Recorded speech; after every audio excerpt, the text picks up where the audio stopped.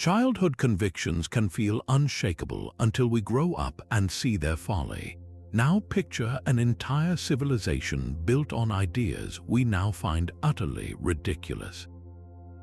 This journey uncovers 25 bizarre historical beliefs that once defined reality for millions. You will discover how our ancestors explained the world with the knowledge they had, leading to medical practices, cosmic models, and social rules that seem absurd today. Why did doctors once treat a weapon instead of a wound? How could a king's power be seen as a direct gift from God? What strange force did scientists invent just to explain how light travels through empty space? By the end, you will see the past not as a timeline of simple errors, but as a mirror reflecting our own endless quest for understanding. What do you think our own firmly held truths will look like to people 500 years from now? Our journey into the strange beliefs of the past begins not with a king or a conqueror, but with a single drop of blood. For nearly 2,000 years, the most intelligent physicians in Europe were utterly convinced that your health, your mood, and your very personality were ruled by 4 liquids sloshing around inside you. These were the 4 humors. Blood made you optimistic and vigorous. Phlegm led to a calm, perhaps even sluggish, demeanor. Yellow bile created a fiery, ambitious temperament. And black bile, the most dreaded of them all, was responsible for a melancholic and sorrowful spirit. A person was considered healthy only when these 4 fluids were in perfect, harmonious balance. The moment one humor grew too powerful, trouble began. A fever was not seen as an infection, but as an excess of hot, passionate blood. A deep, lingering sadness was diagnosed as an overabundance of black bile, a condition we now call depression. This belief dictated every aspect of medical treatment. To cure a patient, a doctor would seek to restore the balance. If you had too much blood, the logical cure was to remove some of it. This led to the widespread and often deadly practice of bloodletting. Leeches would be applied to the skin, or a vein would be opened, draining what was thought to be the excess humor directly from the body. For an excess of black bile, a physician might prescribe a powerful purge or an emetic, forcing the body to expel the troublesome substance. This system was so deeply ingrained that it shaped language itself. We still describe someone as being in a good humor, or we call an irritable person bilious, a direct linguistic fossil from the age of the 4 humors. It is a profound reminder that a belief, no matter how elegantly conceived, can feel like absolute truth for centuries, all while being completely, and sometimes fatally, wrong. This obsession with invisible bodily fluids naturally extended to the very air people breathed. For centuries, the most feared carrier of death was not a germ or a virus, but a foul odor. This was the miasma theory, the unshakable belief that diseases like cholera and the Black Plague were spread by bad air. This miasma was thought to be a poisonous vapor, a kind of invisible mist that rose from rotting garbage, open sewers, and even polluted swamps. The logic seemed sound to them. Wherever the air smelled putrid, people fell terribly ill, so the smell itself was mistaken for the cause of the disease. This belief shaped the daily reality of life in crowded, pre-modern cities. To ward off the deadly air, authorities would order the burning of aromatic substances. Walking through a plague-ridden city, you would see tar barrels set ablaze in the streets, their thick, pungent smoke meant to purify the atmosphere. People carried small bouquets of flowers known as posies, which they would hold to their noses to block the miasmatic stench. Doctors who treated the sick wore bizarre, bird-like masks. The long beaks of these masks were stuffed with strong-smelling herbs and spices like lavender, mint, and cloves, creating a protective filter of good smells against the bad air they believed was lethal. The heartbreaking irony is that this incorrect belief actually led to some positive changes. The fear of miasma motivated cities to clean up the filth and waste that truly did harbor disease. It spurred the development of better sewage systems and public sanitation, which genuinely helped improve public health, even if for the wrong reasons. The entire theory collapsed only when scientists like Louis Pasteur proved that diseases were caused by living microorganisms, germs, that could be transmitted through water, touch, and yes, even through the air, but not by the smell itself. It is a perfect example of how a civilization can take a crucial step in the right direction, all while marching to the beat of a completely wrong drum. The invisible dangers of bad air were not the only mystery our ancestors tried to solve. They also faced a question that seemed to have an obvious yet utterly wrong answer. Where did life itself come from? For millennia, the most brilliant minds, including the great philosopher Aristotle, were absolutely convinced that life could simply spring forth from non-living matter. This was the doctrine of spontaneous generation. It was considered simple common sense. Leave a piece of meat out in the open, and within days it would be teeming with squirming maggots. The logical conclusion was that the rotting flesh had somehow given birth to the larvae. Damp soil was thought to produce worms and frogs. Even river mud warmed by the sun was believed to spontaneously create mice. This belief was so powerful that it persisted for centuries, dictating how people understood the natural world. It was a world where life was a constant, emerging from the decay and dirt all around them. But a few curious individuals began to question this apparent truth. In the 17th century, an Italian physician named Francesco Ridi devised a brilliantly simple experiment. He placed meat in several jars. He left some jars completely open to the air. He covered others with a fine gauze that allowed air to pass through, but nothing else. The results were unmistakable. The meat in the open jars soon crawled with maggots, just as expected, but the meat in the covered jars, while it still rotted and stank, never produced a single maggot. The maggots only appeared when flies could land on the meat and lay their eggs. Ridi had demonstrated that life came from other life, not from the meat itself. Yet the belief in spontaneous generation was a stubborn beast. With the invention of the microscope, scientists discovered a whole new world of tiny, wriggling creatures in a drop of water. Surely, they argued, these microscopic beings were too simple to come from parents. They must be spontaneously generated from the water. This final stronghold of the theory was not dismantled for another 200 years by the French scientist Louis Pasteur. He designed a special flask with a long, curved neck like that of a swan.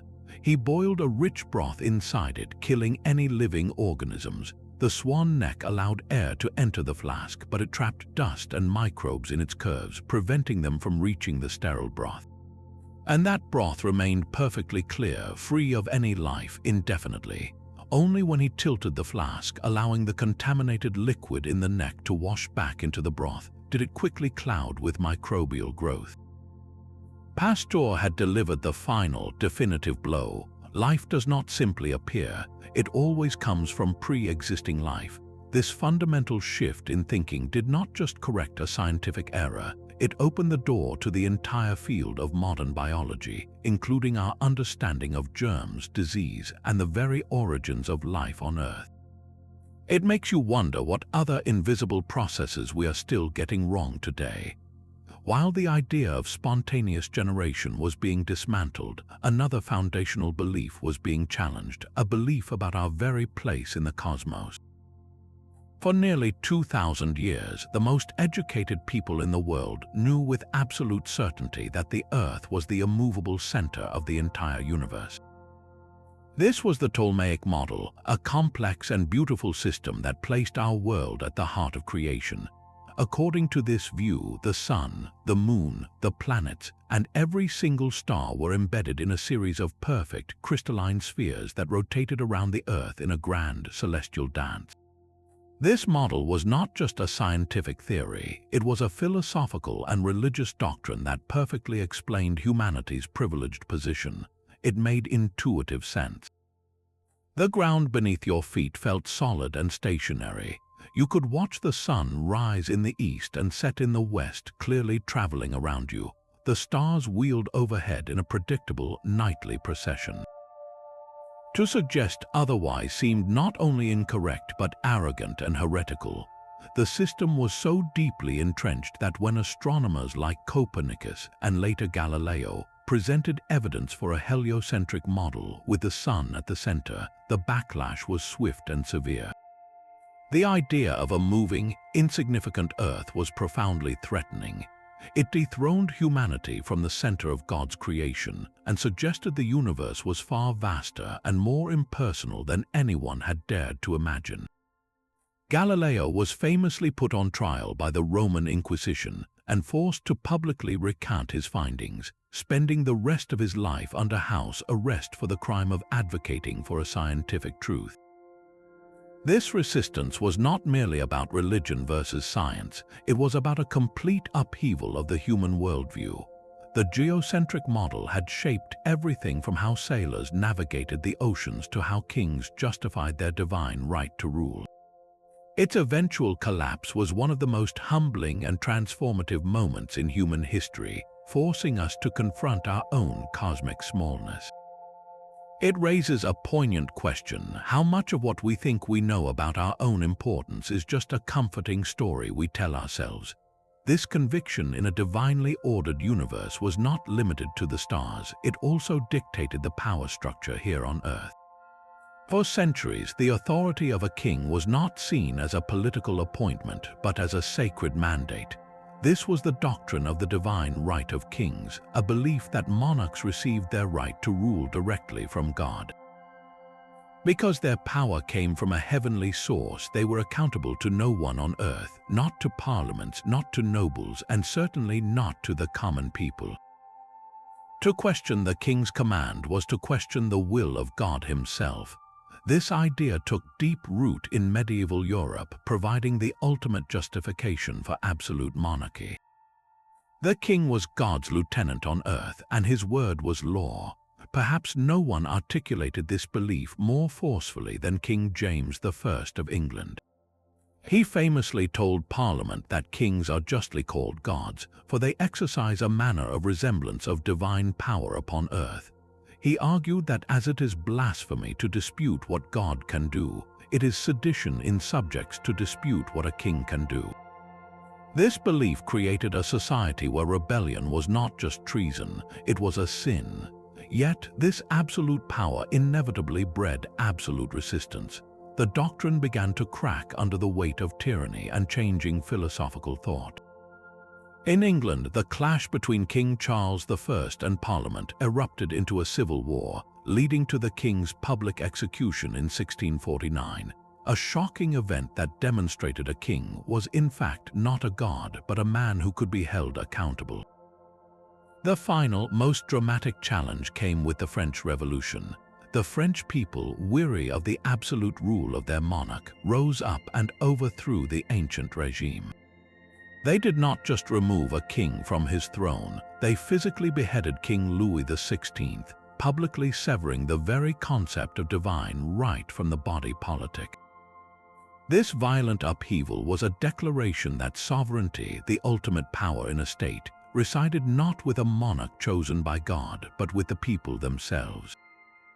The dusty, crumbling edifice of the divine right of kings gave way to the modern foundations of democracy and popular sovereignty, the radical idea that a government's legitimacy springs from the consent of the governed. It is a staggering transformation from a world where a king's word was divine law to our world where leaders are elected by and answerable to the public. What other foundational powers in our own time might one day seem just as divinely ordained and just as fragile? The same impulse to categorize and rank human potential that fueled the doctrine of kingship found a new and disturbingly scientific expression in the 19th century. A German physician named Franz Joseph Gall became convinced that the brain was not a single, unified organ, but a collection of distinct mental faculties. He believed that the strength of each faculty, from your sense of humor to your capacity for murder, was determined by the size of its specific brain region. And since the skull was thought to mold itself to the brain's shape, A simple examination of the bumps and contours on a person's head could reveal their entire character. This was phrenology. Phrenologists created incredibly detailed maps of the human skull, dividing it into zones and organs. A prominent bump above the ear might indicate destructiveness or combativeness. A well-developed forehead could signal benevolence or veneration. Practitioners would run their fingers over a person's scalp, feeling for these telltale bumps and depressions, and from this physical reading, they would pronounce the individual's innate personality, their intellectual potential, and even their criminal tendencies. It was a seductive idea, offering a seemingly objective key to the mysteries of the human mind. But this pseudoscience quickly became a tool for profound social harm. Phrenologists used their skull maps to justify the existing prejudices of the era. They claimed that the skulls of people of African descent showed features they associated with lower intellect and primitive passions, thus providing a false scientific veneer for racism and colonialism. They argued that women's skulls indicated they were naturally more suited for domesticity and less for intellectual pursuits, reinforcing rigid gender roles. Courts even consulted phrenologists to determine if a defendant had the cranial features of a born criminal. The entire system, however, was built on a foundation of confirmation bias. Practitioners saw what they wanted to see, interpreting ambiguous bumps to fit their preconceived notions about race, class, and gender. The eventual downfall of phrenology came with the rise of modern neuroscience, which demonstrated that the brain's functions are far more complex and interconnected than a simple bump map could ever capture. The shape of the skull has no correlation with personality or intelligence. Yet for a time, many people genuinely believed you could judge a person's soul by the curve of their bone. It forces us to ask what modern measurements we are using today that future generations will see as equally crude and prejudiced. From the misguided science of the human skull, we arrive at a courtroom where the defendant is a pig dressed in a waistcoat and gloves. In medieval Europe, the legal system did not just prosecute people. Animals, from pigs and rats to insects, were formally put on trial for crimes like murder and destruction of property. These were not symbolic gestures, but full legal proceedings complete with defense lawyers, witness testimonies, and public executions. In the French town of Savigny in the mid-15th century, a sow and her 6 piglets were arrested for the murder of a child. The mother was found guilty and sentenced to death by hanging. Her piglets, however, were acquitted on the grounds of their youth and the corrupting influence of their mother. In another case, the town of St. Julien de Maurienne put a swarm of locusts on trial for devouring the local crops. The court appointed a lawyer for the insects, who argued they were simply following God-given instincts. The judge ultimately issued a formal decree of excommunication, ordering the locusts to leave the diocese within 3 days. These bizarre trials were rooted in a worldview where the natural and spiritual realms were deeply intertwined. Medieval thinkers saw the universe as a divinely ordered hierarchy, the great chain of being where every creature had a designated place and a moral responsibility to obey God's law. An animal that killed a human was not just a dangerous beast, it was a sinner that had rebelled against this sacred order. By putting the animal on trial, society was performing a kind of cosmic maintenance, ritually cleansing the community of a moral stain and restoring the balance that had been upset by the crime. It was a fusion of legal procedure, religious doctrine, and ancient folk belief, a stark reminder that our ancestors lived in an enchanted world, a place where even a beetle could be held accountable for its trespasses. What does it say about us today that we find the idea of a locust with a court-appointed lawyer so utterly nonsensical? Even as animals stood trial in medieval courts, scientists of the 19th century were preparing to put the entire universe on the stand. They were searching for a defendant that was far more elusive than any pig or locust, a substance that had to exist, yet one that no one could see, touch, or prove. Its name was the luminiferous aether. This was the firm belief that the vacuum of space was not empty at all, but filled with an invisible, frictionless, and utterly undetectable medium. Think of it as an intangible cosmic ocean, a fluid of perfect stillness through which the planets and stars sailed. Light, understood to be a wave, needed something to wave in, just as sound waves need air or water to travel. The ether was that something, the necessary substance that carried light waves from the sun to the earth and across the vast expanses of the cosmos. For physicists, this was not just a hypothesis, it was a foundational pillar. The entire elegant structure of classical physics, built upon the work of giants like Isaac Newton, depended on this mysterious medium.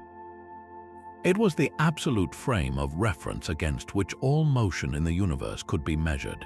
If you could somehow stand still within the ether, you would be at rest in the universe itself. But a nagging question remained. How do you prove the existence of something designed to be undetectable? Two American scientists, Albert Michelson and Edward Morley, devised an experiment of breathtaking precision to finally catch the ether in the act. Their reasoning was simple. If the Earth is swimming through this cosmic fluid, then there should be an ether wind blowing past us as our planet orbits the Sun. A beam of light traveling with this wind should move slightly faster than a beam traveling against it, just as a swimmer moves faster with a current than against it. Their apparatus, an incredibly sensitive device called an interferometer, was designed to measure this tiny difference in speed by splitting a single beam of light and sending the two parts on perpendicular journeys before recombining them. If the ether existed, the waves would be out of sync, creating a telltale pattern of interference.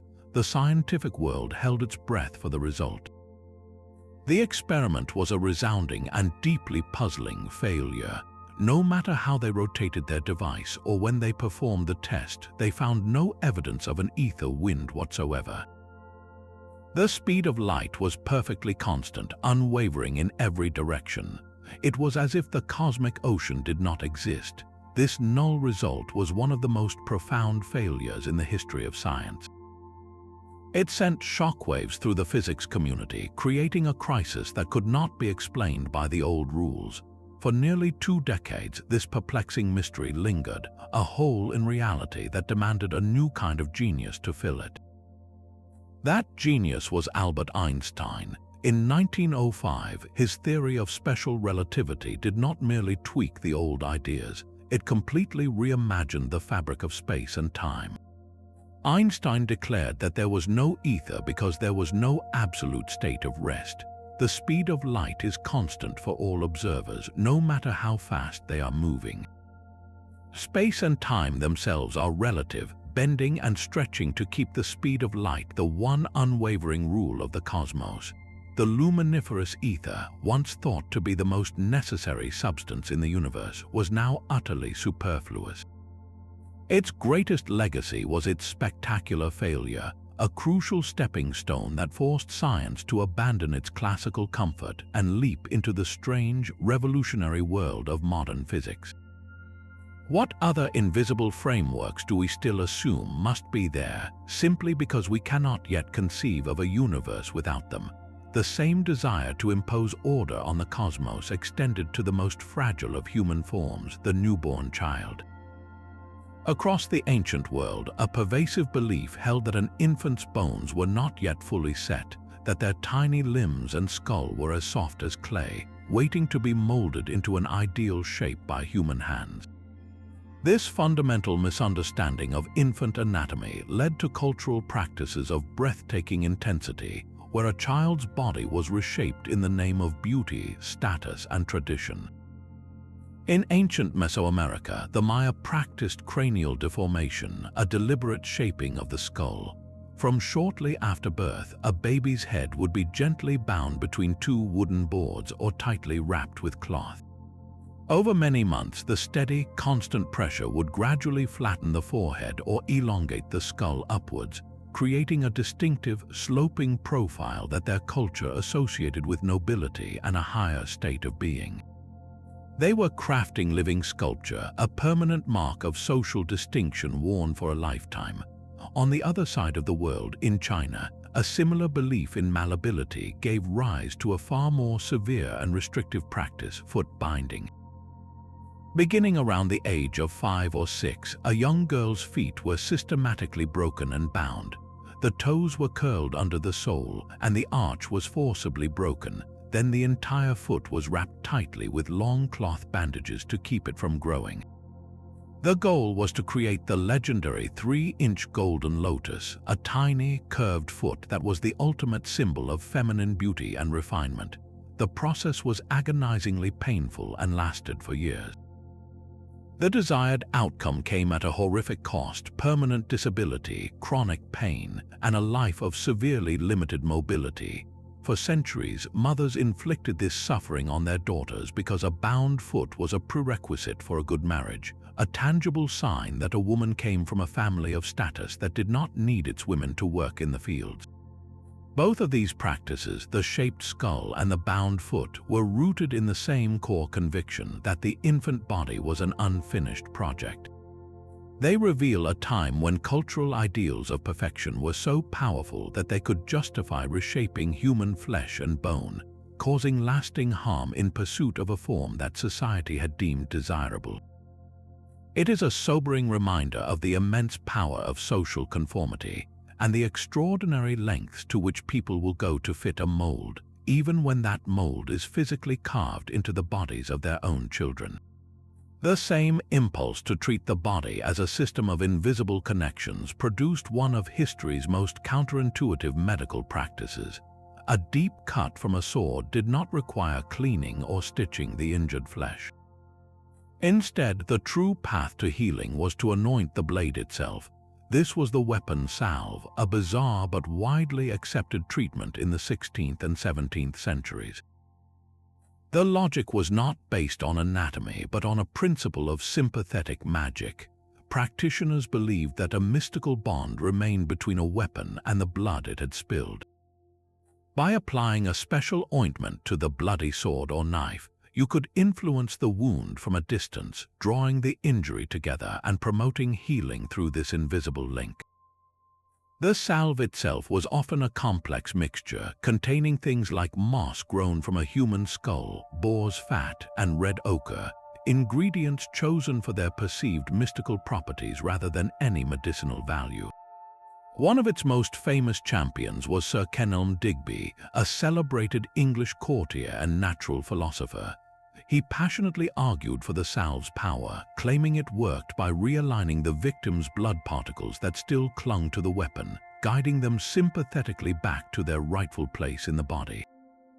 In a world without germ theory, this idea of action at a distance felt like advanced science, a hidden force operating just beyond human sight.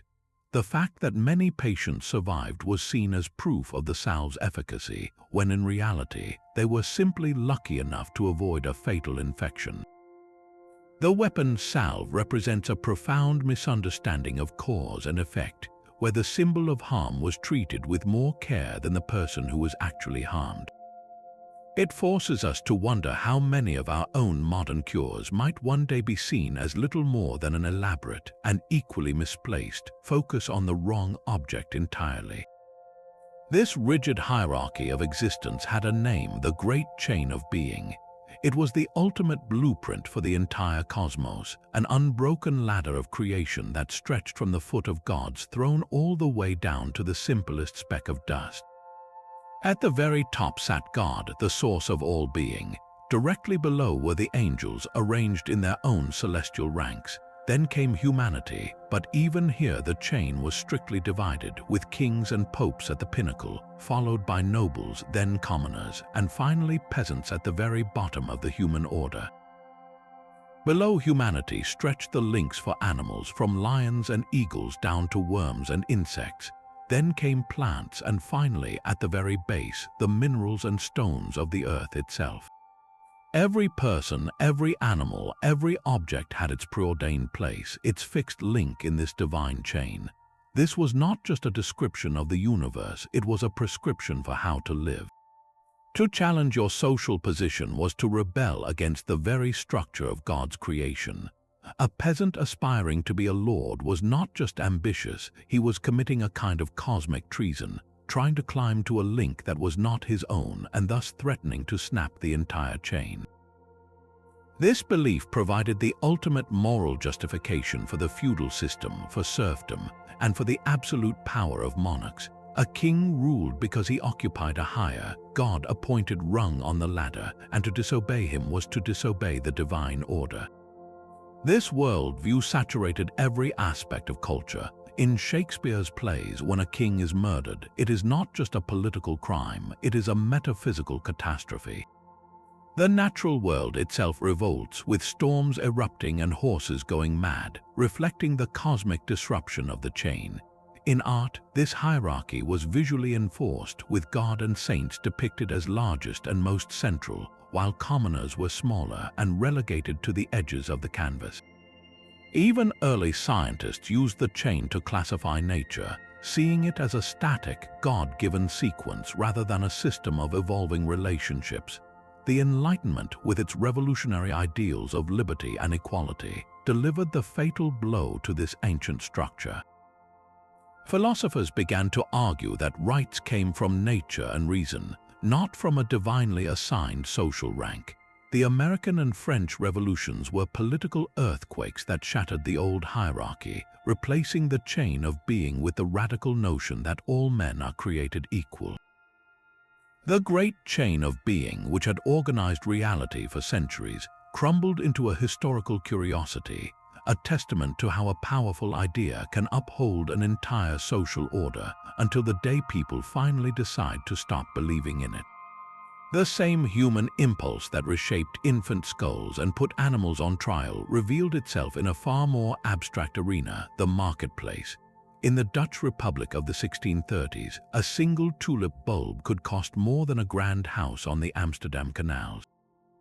This was the peak of tulip mania, an economic frenzy so legendary it has become the textbook example of a speculative bubble.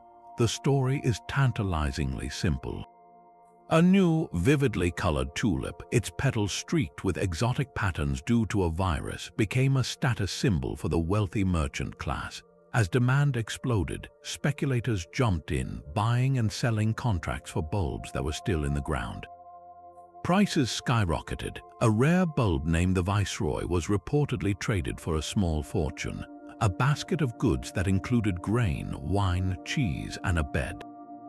The entire economy seemed to be gripped by a collective delusion, a belief that these delicate flowers were a sure path to unimaginable wealth. Then, in February 1637, the market simply stopped. A failed auction in the town of Haarlem triggered a panic. Buyers vanished and prices plummeted by over 90%, leaving many speculators holding worthless paper promises and financial ruin in their wake. For centuries, this narrative has served as a perfect cautionary tale about the madness of crowds and the dangers of irrational greed. But here is where the history twists back on itself. Modern economic historians have begun to pick apart this very story, suggesting that our firm belief in the sheer insanity of tulip mania might itself be an exaggeration. The most dramatic tales of sailors mistaking a priceless bulb for an onion and eating it are likely myths. The peak prices involved only the rarest varieties and a relatively small group of wealthy merchants and florists, not the entire Dutch population pawning their belongings to buy bulbs. Some scholars argue that the mania was confined to the winter months when bulbs were traded via contracts, and that the crash was more of a contractual breakdown than a national economic catastrophe. The Dutch economy, after all, continued its golden age largely unscathed, so the bizarre belief here is twofold. First, there was the 17th century belief that a tulip bulb was worth a year's salary. But second, and perhaps more intriguing, is our modern belief in the myth of tulip mania as a simple story of pure, unadulterated folly. We cling to it because it confirms our suspicion that markets are fundamentally irrational and that people in the past were not as smart as we are. The reality appears far more nuanced, a complex dance of speculation, status, and contractual law that we have simplified into a fable. It forces us to ask what other historical events we have flattened into moral lessons, missing the messy, complicated truth in the process. Sometimes the cure for an illness was not found in a laboratory, but in the shape of a leaf. For centuries, healers across Europe and Asia operated under a powerful conviction known as the doctrine of signatures. This was the idea that God, in his infinite wisdom, had subtly marked every plant, root, and herb with a visible clue to its healing purpose. The world was a divine pharmacy, and its ingredients were labeled by their very appearance. A plant that resembled a part of the human body was meant to treat ailments of that very organ. Walnuts, with their hard shell like a skull and their folded kernels so reminiscent of a brain, were prescribed for headaches and mental disorders. The mottled, lung-shaped leaves of lungwort, spotted as if with disease, made it the obvious choice for treating consumption and bronchitis. The vibrant yellow sap of celandine was believed to cure jaundice, a condition that turns the skin yellow. Even the lowly mushroom, with its shape echoing a human ear, was thought to be a remedy for deafness. This belief system transformed herbal medicine into a sacred act of reading divine handwriting. A healer was not just a botanist, but an interpreter of God's natural code. The doctrine provided a comforting logic in a world racked by inexplicable disease, offering a direct link between the Creator's design and human suffering. It guided the work of herbalists for generations, creating a rich tradition of plant-based remedies. And in a strange twist of fate, this pre-scientific belief occasionally stumbled upon a real cure. The willow tree, with its drooping, sorrowful branches, was used to treat fevers and pain, and centuries later, scientists discovered its bark contained salicin, the chemical precursor to aspirin. This was a lucky coincidence, not a validation of the doctrine itself. As modern pharmacology developed, it systematically dismantled this way of thinking. Clinical trials showed that most signature-based remedies had no real effect, and some, like the toxic liverwort, were actively harmful. Yet the allure of this simple, symbolic system never fully vanished. It persists today in certain strands of alternative and folk medicine, a testament to our deep-seated desire to find patterns and meaning in the natural world, even when the evidence points elsewhere. It makes you wonder how many of our own modern health trends are guided by a similar, almost primal, faith in a simple story over complex and often less satisfying scientific evidence. That same fear of foul air did not vanish with the setting sun. In fact, it grew stronger and more specific, solidifying into a pervasive terror of the night air itself. For generations, from the height of the plague years through the tuberculosis-ridden 19th century, people firmly believed that the darkness brought with it a concentrated, deadly vapor. This nocturnal miasma was thought to be more potent and poisonous than its daytime counterpart, laden with the chilling dampness of dew and the unseen corruptions of the sleeping world. The logical response was to barricade yourself against it. As dusk fell, families would rush to close every window and shutter, sealing their homes into airtight, suffocating boxes. They would stuff rags under doors and seal any crack that might allow a wisp of the lethal night to seep inside. This practice was followed with the utmost devotion, especially in rooms where someone lay ill. Picture a tuberculosis patient already struggling to breathe, trapped in a hot, stagnant sick room where the air grew thick with the very germs they were coughing into the room. The very act meant to protect them was slowly suffocating them, creating the perfect breeding ground for the airborne bacteria that caused their disease. The belief was so powerful that nurses and doctors, sworn to do no harm, would enforce these window closures as a fundamental rule of patient care. It was a tragic, heartbreaking irony. The eventual shift away from this deadly practice was slow and hard one, championed by medical reformers like Florence Nightingale during the Crimean War. She observed that well-ventilated wards with fresh, circulating air had dramatically lower mortality rates. She argued that it was not the night air, but the stagnant, contaminated air inside the wards that was killing the soldiers. Her meticulous record-keeping provided the data to challenge the old fears, proving that fresh air was not a poison but a potent medicine. The final nail in the coffin for this belief was, of course, the widespread acceptance of germ theory. Once doctors understood that diseases were spread by specific microorganisms, not by mysterious nighttime vapors, the frantic sealing of windows began to seem as absurd as applying a bandage to a sword instead of a wound. This story forces a difficult question: how many of our own well-intentioned protections are actually making the problems we fear even worse? While doctors sealed windows against the night air, cartographers were filling the blank spaces on their maps with a kingdom of pure fantasy. Medieval Europe was utterly captivated by the legend of Prester John, a mythical Christian king believed to rule a lost empire of immense wealth and piety somewhere in the distant east. His kingdom was described in forged letters that circulated for centuries, read aloud in royal courts with a sense of awe and urgency. These letters told of a land flowing with milk and honey, where pepper grew like weeds and gems were as common as pebbles.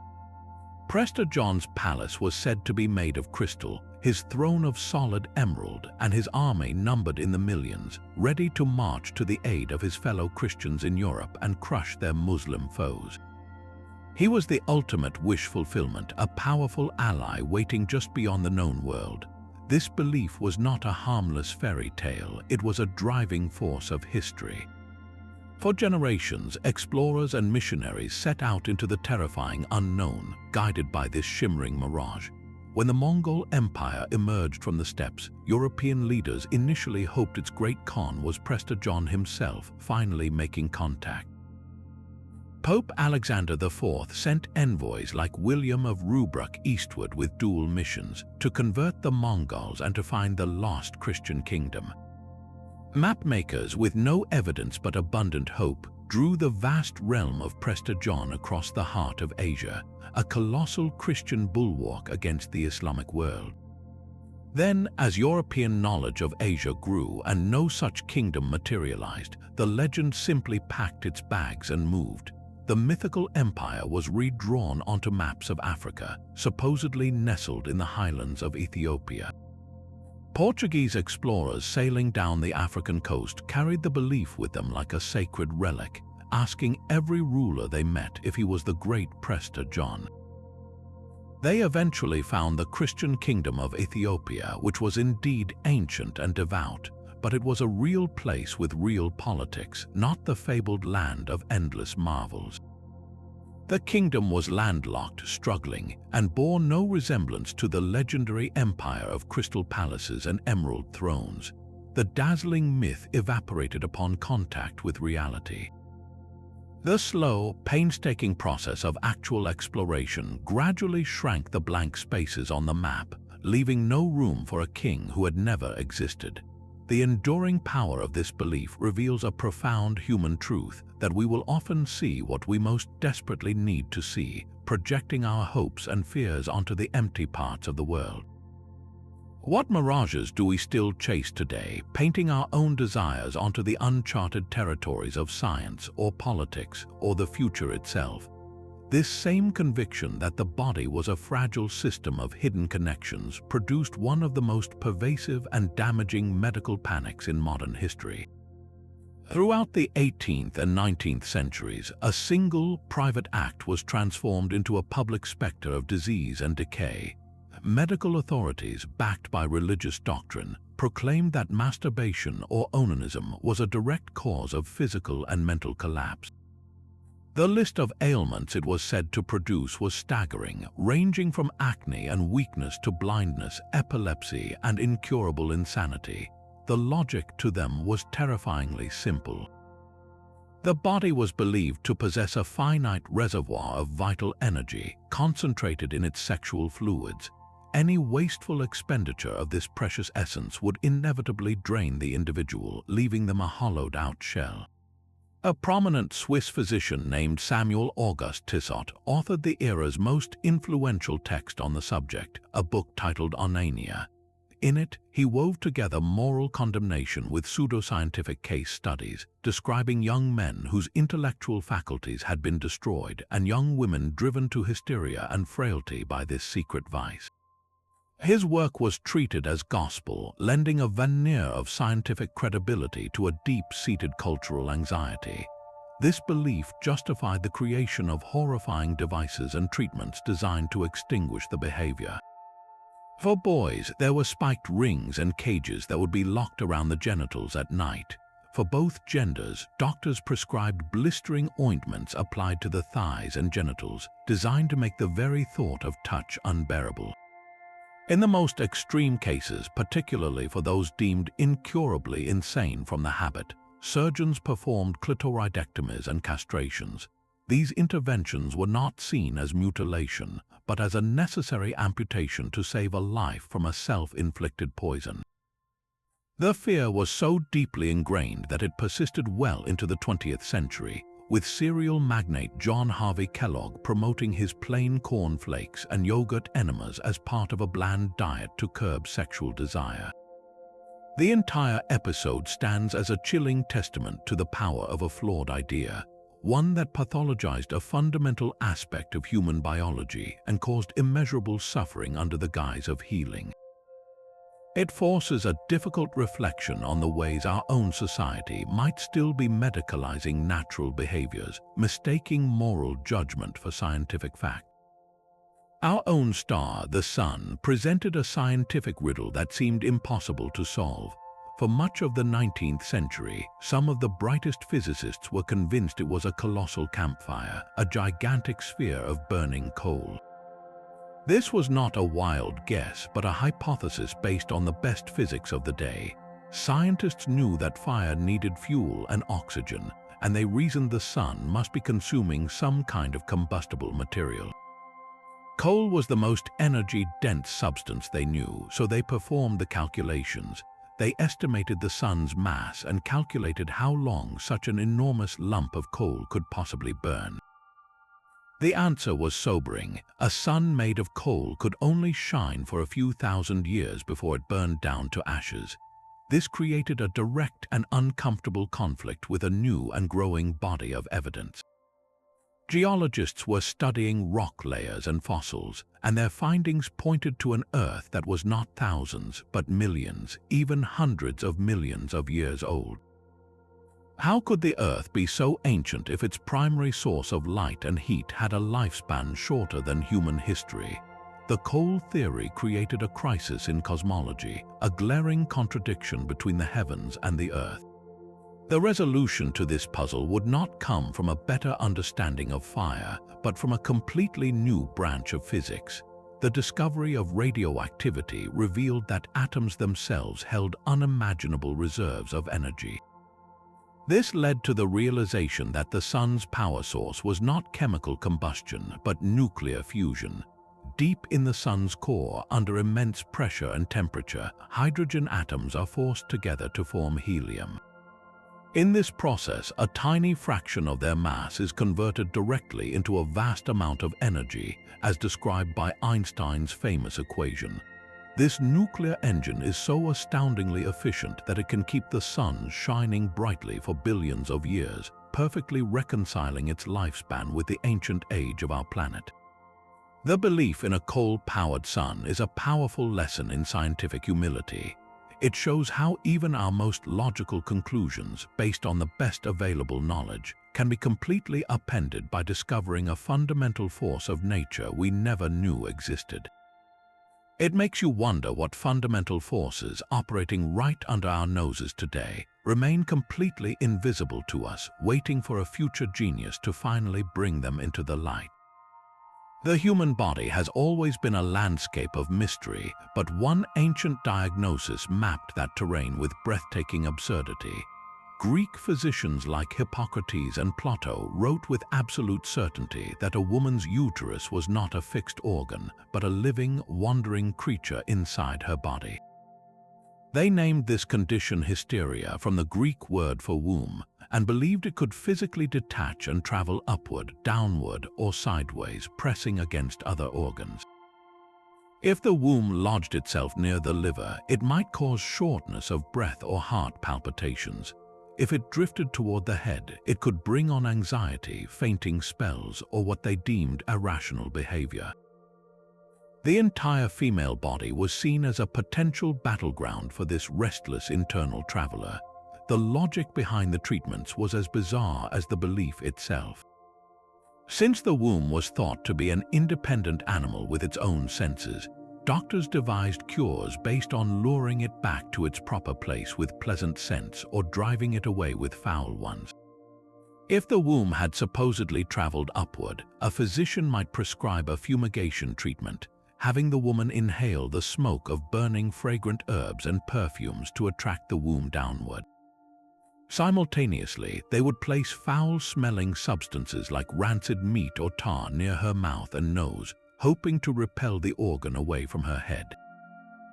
Conversely, if the womb was thought to have sunk too low, the process was reversed, placing sweet-smelling oils near the vagina to coax it back into position while holding pungent odors up to her nose to drive it downward.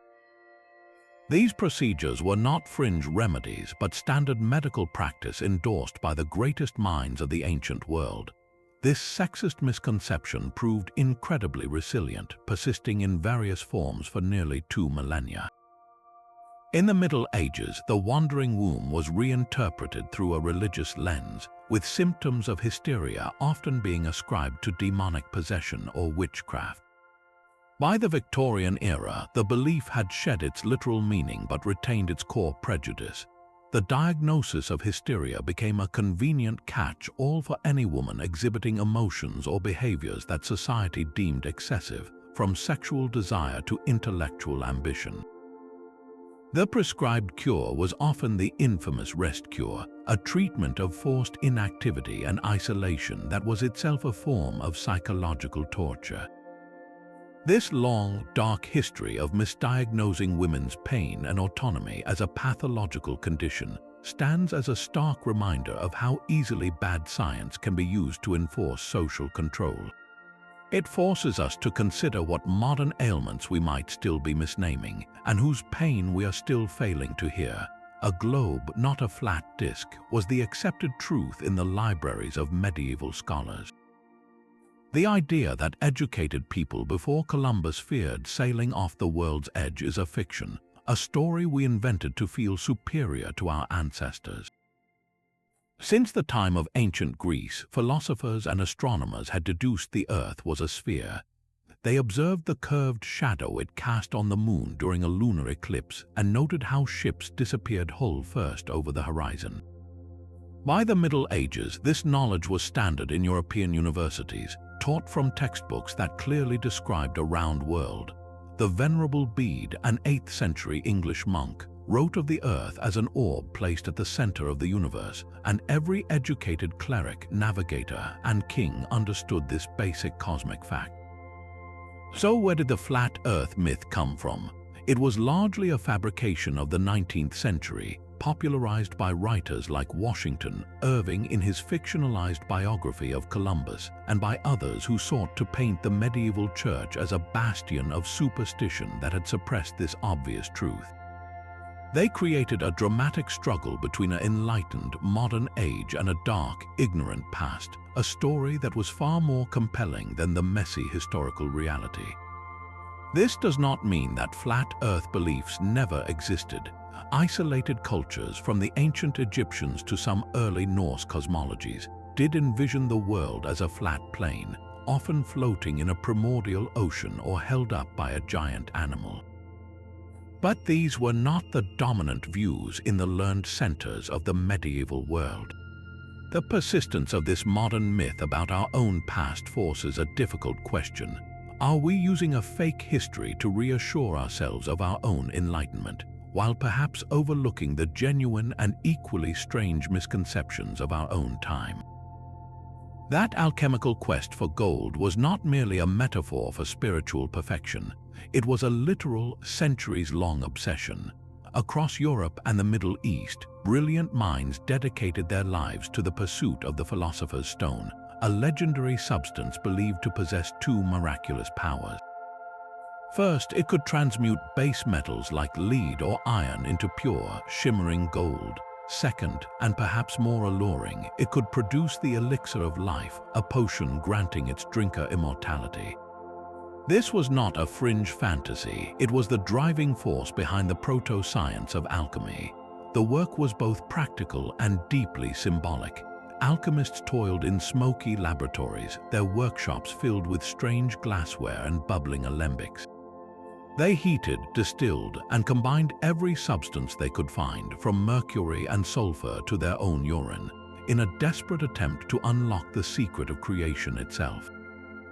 They believed that all metals were evolving slowly within the earth, maturing from lead into the perfect state of gold, and the philosopher's stone would simply accelerate this natural process.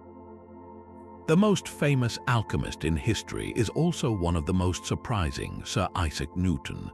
We remember him for his laws of motion and universal gravitation, but he spent far more time in his private laboratory engaged in alchemical experiments than he ever did on physics.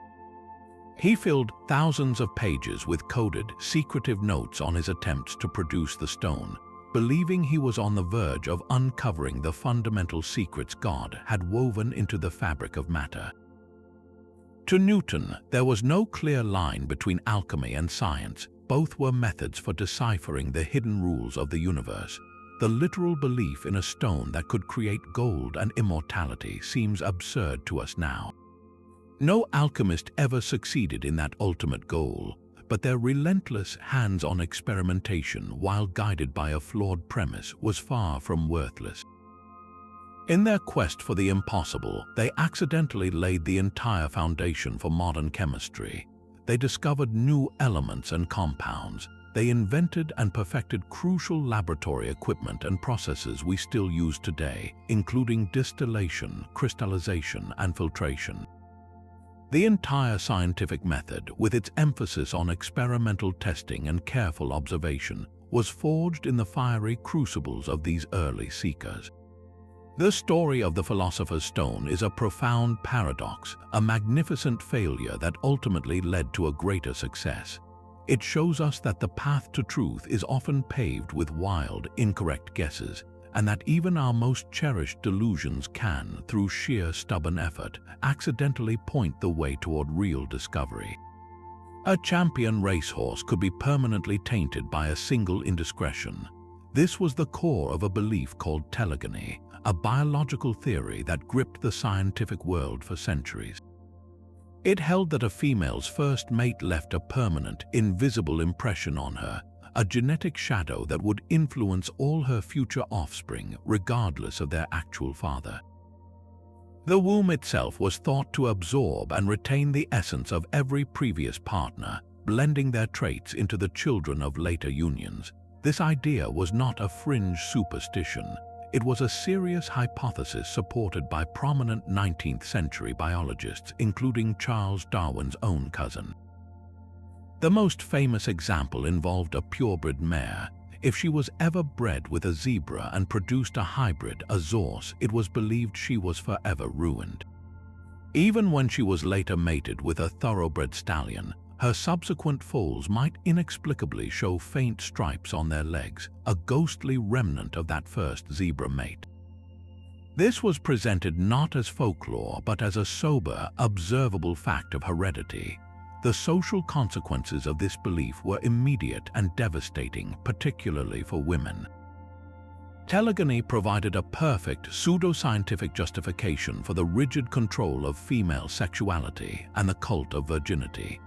If a woman's first lover could genetically mark all her future children, then any premarital relationship or any history of sexual assault rendered her unfit for marriage into a respectable family. Her body became a living archive of past partners, capable of betraying her history through the features of her legitimate heirs. A child born in wedlock might bear a suspicious resemblance to a man who was not its father, sparking accusations and scandal based entirely on this false science. The entire concept was a biological impossibility, but it felt intuitively true to a society obsessed with bloodlines and purity. The downfall of telegony arrived with the rediscovery of Gregor Mendel's work on genetics.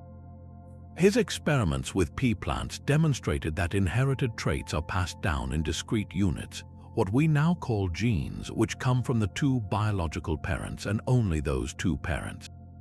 There is no mechanism for the genetic material of a previous partner to linger and contaminate future pregnancies.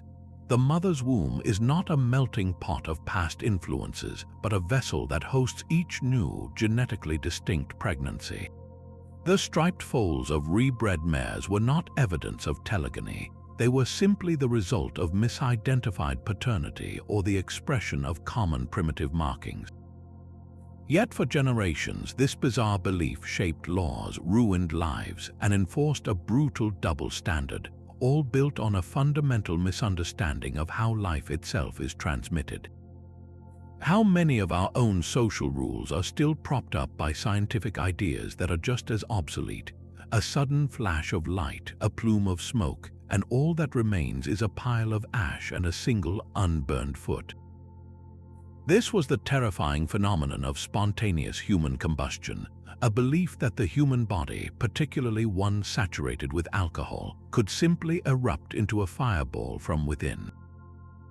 The logic was as chilling as it was simple. Doctors and writers of the 18th and 19th century theorized that chronic drunkenness filled the body with flammable alcoholic vapors. A single spark of divine wrath, a touch of a candle flame, or even a buildup of internal static electricity could, they thought, ignite this volatile fuel, causing a person to explode in a violent, self-contained inferno that could incinerate flesh and bone while strangely leaving nearby furniture or papers untouched. This myth was fueled by a series of sensational and deeply puzzling cases. In 1731, the Countess Cornelia di Bandi of Cesena was found on the floor of her bedroom, her head and torso reduced to a heap of ash between her untouched bed and the window. Only her legs, still clad in stockings, remained intact. Even more famous was the case of Mary Riesser, the Pennsylvania woman who in 1951 was discovered as a pile of ashes in her apartment, with only a shrunken skull and one foot left behind. Her overstuffed armchair was largely destroyed, but a nearby pile of newspapers was unscorched. For believers, these scenes were inexplicable by any normal fire. How could a blaze hot enough to cremate a body leave a room's curtains or floorboards pristine? The answer, we now know, lies not in internal explosions, but in a gruesomely efficient chemical process called the wick effect. It does not start from within. It begins with an external ignition source, a dropped cigarette, a small ember from a fireplace that sets a person's clothing alight. If that person is incapacitated, perhaps by alcohol or illness, they cannot put out the flame. The fire then begins to burn the body fat, which liquefies from the heat and soaks into the clothing, much like the wax in a candle wick. The clothing acts as that wick, and the body fat becomes the fuel, creating a slow, smoldering, and incredibly hot burn that can consume a body over many hours. This explains the bizarre crime scene. The fire is so localized and focused downward that it destroys the main fuel source, the torso, while often leaving the extremities, which contain less fat, relatively untouched. The intense, prolonged heat carbonizes the body, creating the appearance of a sudden, complete incineration. The modern scientific consensus is clear: spontaneous human combustion is a physical impossibility. There is no biological mechanism for the human body to generate a spark hot enough to ignite its own tissues. Every historical case can be explained by the wick effect, a tragic combination of an accidental flame, a vulnerable individual, and a terrible, slow-burning chemistry. We replaced the myth of internal fire with the grim reality of a human candle, a reminder that sometimes the truth is just as strange as the fiction it replaces, only far more sorrowful.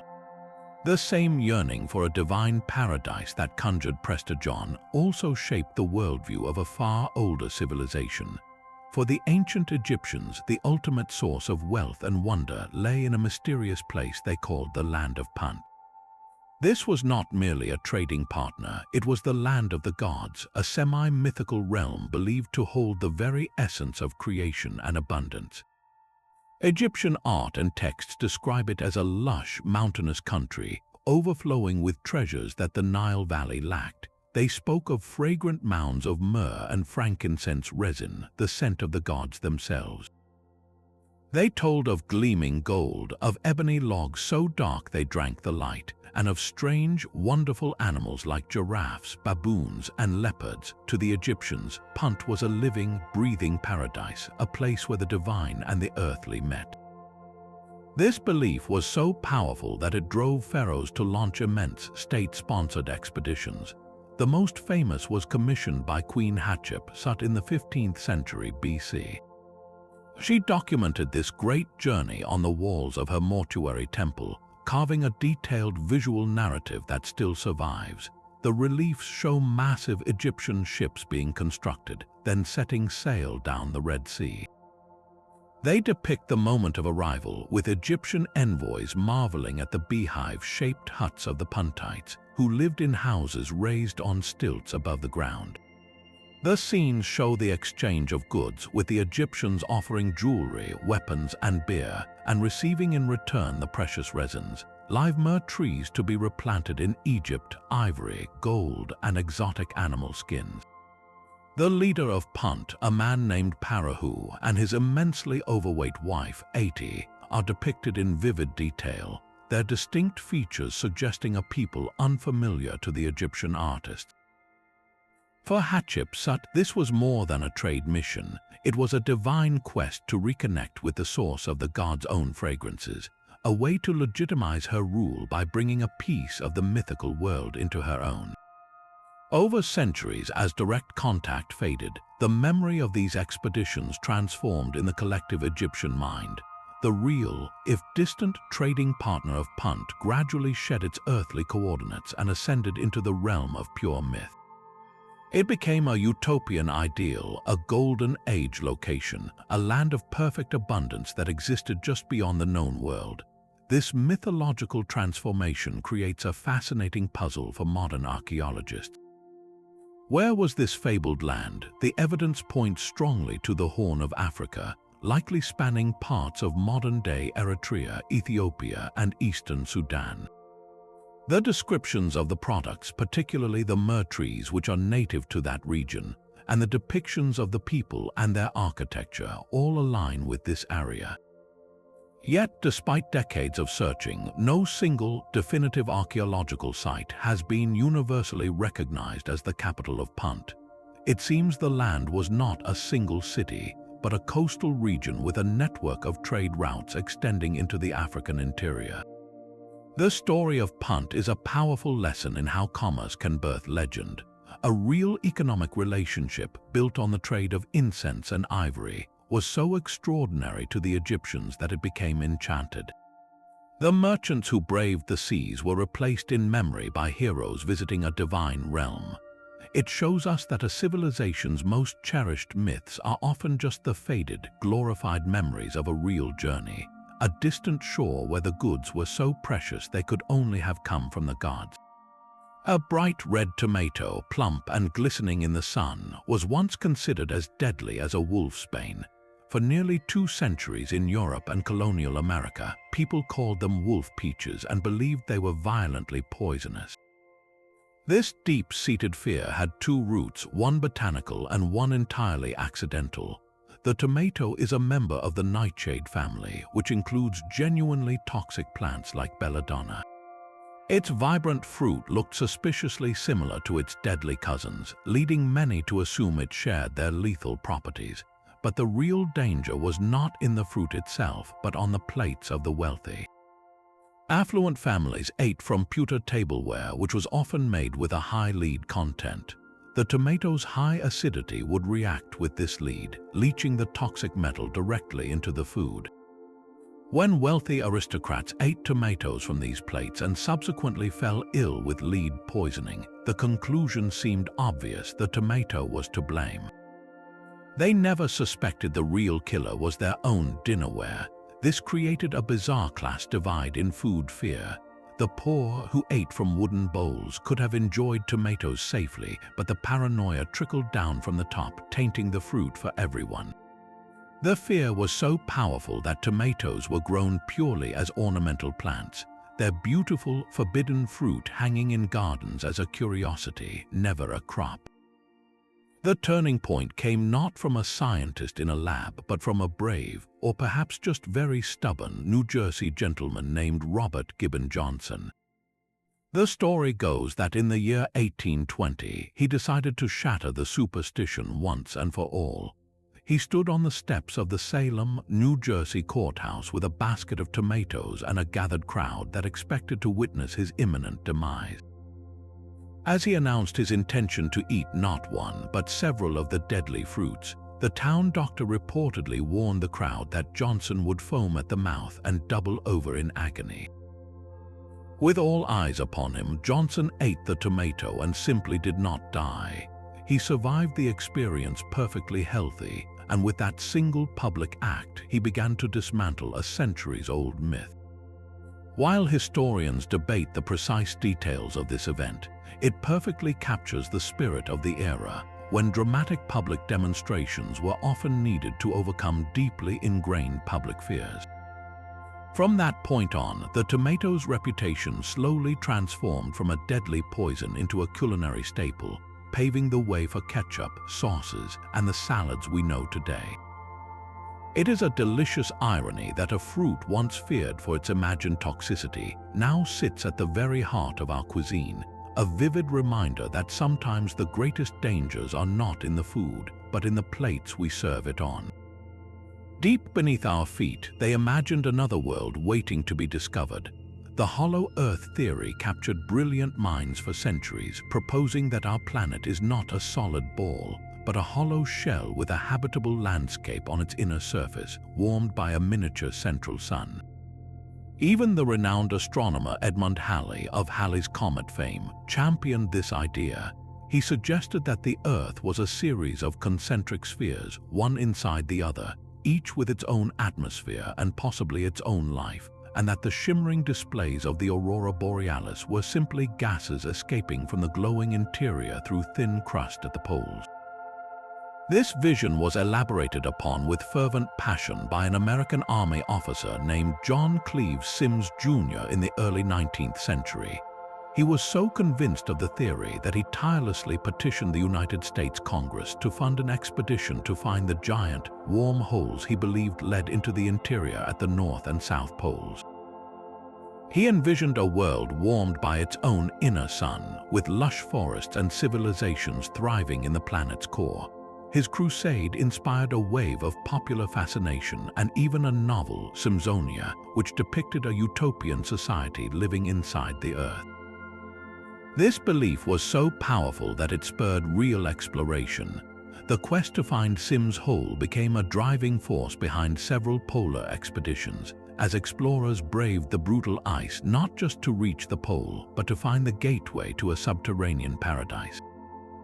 Long after geology and seismology provided definitive proof of the Earth's solid, layered interior with its molten core and mantle, the myth refused to die. It found a comfortable home in pseudoscience and popular fiction, from Edgar Allan Poe's unsettling narrative, the narrative of Arthur Gordon Pym of Nantucket, to modern pulp magazines and films. The idea of a hidden, accessible world within our own is a seductive one, a final blank space on the map for our imagination to fill. It makes you wonder what other unseen realms we still dream of, not in the stars above, but in the seemingly solid ground we walk upon every day. From the hollow earth to a wandering womb, these 25 beliefs paint a portrait of humanity's relentless and often misguided quest for order. Our ancestors were not foolish. They were doing precisely what we do today, using every tool at their disposal to make sense of a complex and often frightening world. They observed, they theorized, and they built entire systems of medicine, science, and governance on the foundations they had. The humors, the miasma, the divine right of kings, each was a logical answer to the pressing questions of its day. The true wonder is not that they were wrong, but that they had the courage to formulate answers at all. And that is the most humbling lesson this journey offers.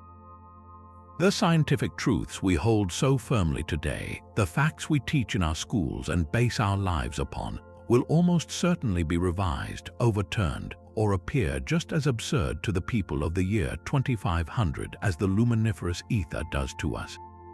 Our own reality is merely a temporary consensus, a waypoint on an endless road of discovery. So as we close this catalogue of curious convictions, we turn the question to you. Which of these 25 bizarre beliefs did you find the most fascinating? Was it the animal trials, the weapon salve, or the king who is seen as a god on earth? Or do you know of another strange and wonderful idea from the past that deserves a place on this list? Share your thoughts in the comments below, and let us continue this conversation about the endlessly surprising and profoundly human history of what we think we know.